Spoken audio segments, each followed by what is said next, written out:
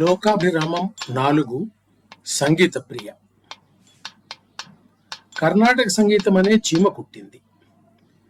సంగీతం అంటే ఇదే సంగీతం, మిగతాదంతా కాదు అన్న భావం బాగా గట్టిపడింది. మొదట్లో శాస్త్రీయ సంగీతం వినాలంటే రేడియో ఒక్కటే దిక్కు. చిన్నప్పటి నుంచి ఇంట్లో రేడియో ట్రాన్సిస్టర్ రూపంలో ఉంది గనుక సరిపోయింది. చదువు పేరున ఇల్లు విడిచి దేశం మీద పడినప్పుడు మొదట్లో రేడియో లేదు, సంగీతం అంతకన్నా లేదు. వరంగల్లో ఎంఎస్సీ చదువుతున్నప్పుడు అక్కడ సంగీత కచేరీలు జరిగేవేమో తెలియదు. అక్కడి మెడికల్ కాలేజీలో రేడియో సంగీత సమ్మేళనంలో భాగంగా శంకర్, సుబ్రహ్మణ్యం, వైద్యనాథన్ సోదరుల వయలిన్ త్రయం కచేరీ జరిగింది. ఆ సంగతి తెలిసి నేను వెళ్ళాను. అక్కడ జరిగిన రెండవది గాత్ర కచేరీ, ఎవరిదో గుర్తు లేదు. సోదర త్రయానికి మాత్రం మృదంగం మీద సహకరించింది పాల్ఘాట్ మణియర్ గారని గుర్తుకు వస్తే ఒళ్ళు జలధరిస్తుంది. ఆయనను నేను మళ్ళీ చూడలేదు. ఆ అపరనందీశ్వరుడు కనిపించినప్పుడు ఆయన గురించి నాకు అంతగా తెలియదు. వరంగల్లోనే భద్రకాళి గుడిలో ఎంఎస్ బాలసుబ్రహ్మణ్య శర్మ గారి కచేరీ విన్నాను. ఆయన తన్మయత్వంలో ఎవరినీ పట్టించుకోకుండా పాడడం చాలా బాగా అనిపించింది. అక్కడ జనం గోల చేస్తుంటే ఆయన ఆపి గట్టిగా అరిచి మళ్ళీ పాట మొదలుపెట్టాడు. బాగా గుర్తుంది. శాస్త్రీయ సంగీతం ఒకటి ఉందని తెలియకుండానే చాలా మంది బతుకు చాలిస్తారు. తెలిసిన వాళ్ళు కూడా చాలా మంది వినరు. విన్నవారికి చాలా మందికి నాకిది అర్థం కాదు అన్న భావన ఉంటుంది. తిండి తినేవారందరికీ వంట గురించి తెలుసునా? తినడం చాలదా? సంగీతం వింటే చాలదా? అది తెలిస్తే రుచి పెరుగుతుందేమో గాని తెలియకుండానే వింటున్నాను నేను, అయినా బాగుంది.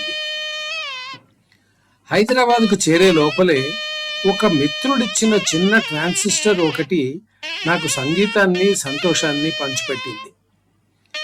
4 రూకలు రావడం మొదలైన తరువాత ఒక ట్రాన్సిస్టర్ కొన్నాను. హాస్టల్లో చాలా మందికి పాటలు వినాలన్న కోరిక ఉన్నా రేడియో కొనాలన్న ఆలోచన మాత్రం లేదు. నేను చదివే పుస్తకాలు, మెచ్చుకునే సినిమాల కారణంగా మిత్రులంతా కలిసి నాకు తాతయ్య అని పేరు పెట్టారు. తాతయ్య రేడియోలో సంగీతం తప్ప సినిమా పాటలు పలుకవు, వదిలేయండి అనేవారు. నల్లకుంటలో ఒక గదిలో తమ్మునితో పాటు ఉంటున్నప్పుడు కూరలకని బయలుదేరి టేప్ రికార్డర్ కొని తెచ్చాను. ఇంటికి వచ్చి డబ్బులు తీసుకుపోయి ఇచ్చినట్టు గుర్తు. అప్పటికి రికార్డెడ్ క్యాసెట్లు అంతగా వచ్చేవి కావు. నా దగ్గర మరీ అంతగా పైసలు ఉండేవి కావు. రేడియోలో మీడియం వేవ్లోనే మద్రాసు కూడా వినిపించేది. బాలమురళి కచేరీ క్యాసెట్లో రికార్డ్ చేసి విన్నాను. సంగీతం సేకరణకు అది ప్రారంభం. కమర్షియల్ క్యాసెట్లకు బోలెడు డబ్బులు అవుతాయి. ఖాళీది కొని ఆ క్యాసెట్లకు కాపీలు చేసి ఇచ్చేవాళ్ళు ఉన్నారని తెలిసింది. అది అన్యాయమని, కళాకారుల పట్ల ద్రోహమని భావం ఉన్నా కొంతకాలం అది తప్పలేదు. కొంచెం వెసులుబాటు కలిగిన తర్వాత క్యాసెట్లు అసలు రికార్డింగ్లనే కొనడం మొదలైంది. రేడియో కచేరీలను రికార్డ్ చేయడం కూడా సాగింది.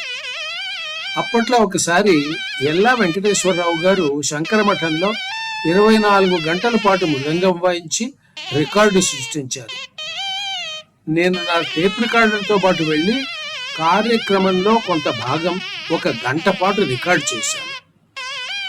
ఆ రికార్డింగ్లలో నేను బంధించిన ఎన్ఎస్ శ్రీనివాసన్, ఎల్లా గారులు తరువాత నాకు సహోద్యోగులు, మిత్రులు అవుతారని కలలో కూడా ఊహించలేదు. అంతకన్నా ఆశ్చర్యం, ఆ రికార్డింగ్ని MP3గా మార్చి ఇంటర్నెట్లో ప్రపంచంతో పంచుకుంటానని అస్సలే అనుకోలేదు. ఎక్కడ కచేరీ జరిగినా తిండిని కూడా మరిచి వెళ్ళి కూర్చోవడం అలవాటైంది. సీకా వాళ్ళు టికెట్లు అమ్ముతున్నారంటే వారం రోజుల పాటు మంచి సంగీతం వినడానికి గొప్ప అవకాశం. రవీంద్ర భారతిలో జరిగే వారి ఫెస్టివల్ టికెట్ల మీద ఇంకా వారు నంబర్లు వేయకముందే వెళ్ళి నాకు కావలసిన వరుసలో చివరి సీటు నంబరు వేసుకుని టికెట్ తెచ్చుకున్నాను.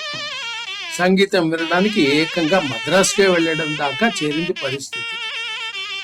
ఒకసారి అక్కడి నుంచి ఇటీవలి కాలంలోకి వస్తే కంప్యూటర్ వచ్చింది. పాతకాలం టేపులు క్యాసెట్ల మీద రికార్డింగ్లను డిజిటైజ్ చేసి వింటున్నారు. అటువంటి సంగీతాన్ని ఇంటర్నెట్లో పంచుకుంటున్నారు. నేను ఇట్లాంటివేమీ మిస్ కాలేదని గర్వంగా చెప్పగలను. ఒక సహోద్యోగి అన్న మాట మీద పట్టింపు వచ్చి కంప్యూటర్ వాడడం నేర్చుకున్నాను. అందులో మంచి నైపుణ్యం సాధించానని చెప్పగలను. రికార్డింగ్లను డిజిటైజ్ చేయడము నేర్చుకున్నాను. ఆ రికార్డింగ్లను ఇంటర్నెట్లో పంచుకోవడము నేర్చుకున్నాను. నా దగ్గర ఉన్న క్యాసెట్ రికార్డులన్నీ అయిన తరువాత సరేలే మనకెందుకన్నట్టు ఊరుకున్నాను. స్వర్గీయ మిత్రులు శ్రీనివాసన్ గారింట్లో ఆయన సేకరించిన క్యాసెట్లు ఉన్నాయి. శారదా శ్రీనివాసన్ గారి మంచితనం వల్ల వాటన్నింటినీ తెచ్చి కన్వర్ట్ చేయసాగింది. వాటిని నా బ్లాగ్ ద్వారా ప్రపంచంతో పంచుకోవడము మొదలైంది. ఈ ప్రపంచంలో ఒకే ఆసక్తి గలవారంతా ఒకచోట చేరడంలో ఆశ్చర్యం లేదు. ఇంటర్నెట్ ప్రపంచంలో అది మరింత సులభంగా వీలవుతుంది. శ్రీనివాసన్ రాజగోపాలన్ అనే ఒక ఉత్తముడు ఇంటర్నెట్లో సంగీత ప్రియ పేరున కర్ణాటక సంగీత అభిమానుల బృందాన్ని రూపొందించారు. నా ఆసక్తి, శ్రమ వాళ్ళ దృష్టిలోకి వచ్చింది. నేను సేకరిస్తున్న సంగీతాన్ని వాళ్లతో పంచుకోవలసిందిగా పిలుపునిచ్చాను. నాకు మొదట్లో అంతగా ఉత్సాహం ఉండలేదు. కానీ అప్పటికే ఇంటర్నెట్ ద్వారా సంగీతాన్ని పంచుకునే మిత్రులతో మంచి పరిచయాలు ఏర్పడ్డాయి. అలాంటి వారిలో కొందరు అప్పటికే సంగీతేప్రియ బృందంలో ఉన్నారు. బరోడాలో ఉండే కన్నడిగు లేని మిత్రులు గురుమూర్తి గారు నన్ను ప్రోత్సహించారు. ఈ పేరున మనకు సేకరణ మీద శ్రద్ధ పెరుగుతుంది, ధ్యాసగా సంగీతం వినడం అవసరంగా మారుతుంది అన్నారు. నిజంగదా అనిపించింది. ఒక ఉద్యమం మొదలైంది.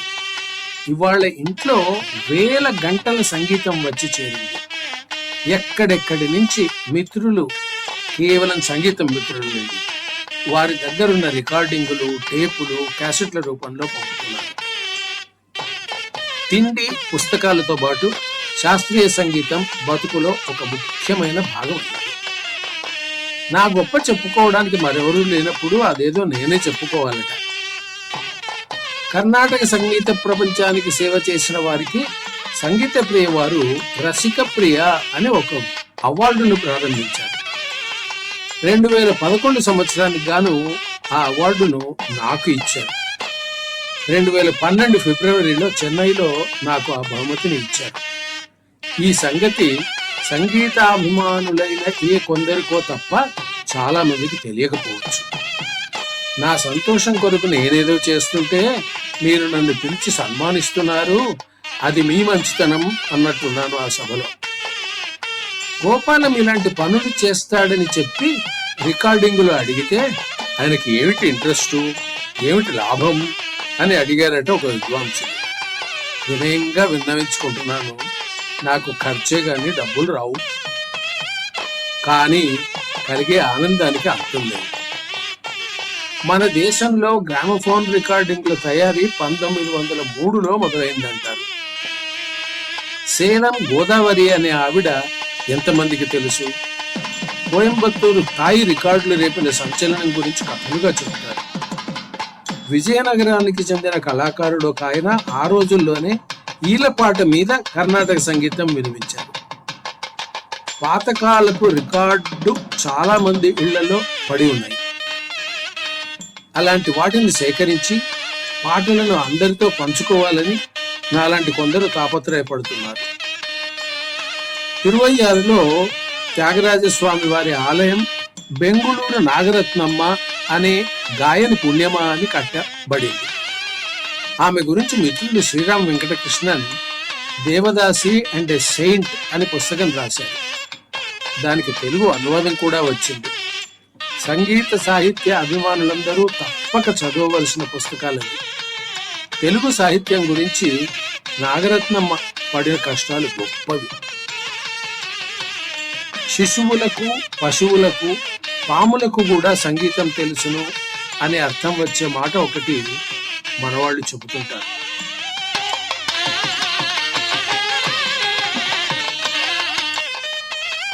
మాటను సాగదీసి పాటగా మార్చిన మొదటి మనుషులెవరో గాని వారికి ఈ ప్రపంచం మొత్తం రుణపడి ఉంటుంది. పాటలు లేని ప్రపంచం చాలా బోసిగా ఉంటుంది కదా.